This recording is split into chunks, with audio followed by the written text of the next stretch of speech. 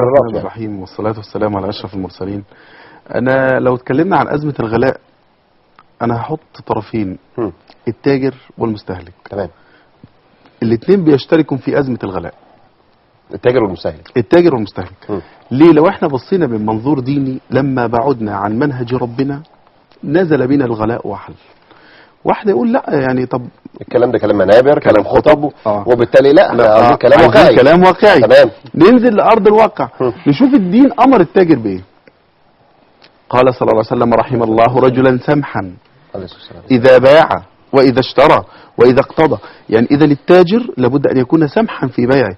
لما شفنا اللحمة والمكاسب اللي بيحصلوها، لما وصلت اللحمة في العيد ل50 جنيه، وزي ما انت شفت حضرتك لما ذبحوا اغلى سعر واعلى سعر وصلنا له 29 جنيه. اذا فين السماحه في التاجر؟ احتكار الاسواق. النبي صلى الله عليه وسلم نهى عن الاحتكار، ديننا بينهي عن الاحتكار. المحتكر مخطئ. ومن احتكر سلعه، في حديث من احتكر سلعه للمسلمين، اي سلعه ايا كانت للمسلمين، اصابه الله بالافلاس. ربنا سبحانه وتعالى هيجيله الافلاس يوما ما، ان لم يكن النهارده هيبقى بكره. احنا عايزين نفكر يا جماعه، مش نفكرش احنا الدنيا باصين للدنيا، فرحانين بالدنيا، فرحانين بزهوه المال، لكن كل ده والله هيزول. صحيح. كل ده هيزول. تعال ننتقل من التاجر للمستهلك. المستهلك النهارده بدأ في عمليه اسراف. اسراف المستهلك. انا شايف فيه بضاعه بتغلى، طب خلاص انا عايز احدد الكميه اللي انا بستخدمها. تقصد بالمستهلك برضه، مش عاوزين نعمم. تقصد بالمستهلك كل المستهلك ولا اغلب؟ والله اغلبيه. والله يا استاذ ابراهيم اغلب المستهلكين في عندهم اسراف. صحيح. حضرتك روح عند اي مقلب من المقالب اللي بيحط فيهم القمامه وشوف كميات الطعام عند الناس اللي هم البسطاء.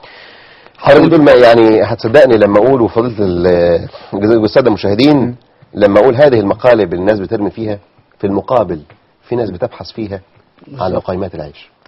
بس يتصدقوا وما تصدقوش. طبعا هذا ما رايته بعيني والله. اكيد فضل. اكيد طبعا. ولكن انا عايز اقول حاجه، ان الناس لما اسرفت ربنا سبحانه وتعالى قال: وكلوا واشربوا ولا تسرفوا ان الله لا يحب المسرفين. جميل. لما الناس بدات تدخل في مساله الاسراف وبدات ان هي مثلا انا في احتياجي، انا محتاج مثلا كيلو، نضرب مثلا على حاجه بسيطه، كيلو طماطم، انا مش محتاج كيلو، ممكن كيلو الا ربع يكفيني، خلاص اشتري كيلو الا ربع. جميل. عايزين نحدد امورنا شويه يعني معايا. هذا بين المستهلك وبين التاجر. التاجر رحم الله رجلا سمحا لا يحتكر السلعه. اما المستهلك فعلى المستهلك الا يسرف في الطعام، ثم يبعد عن المعصيه. بارك الله فيك.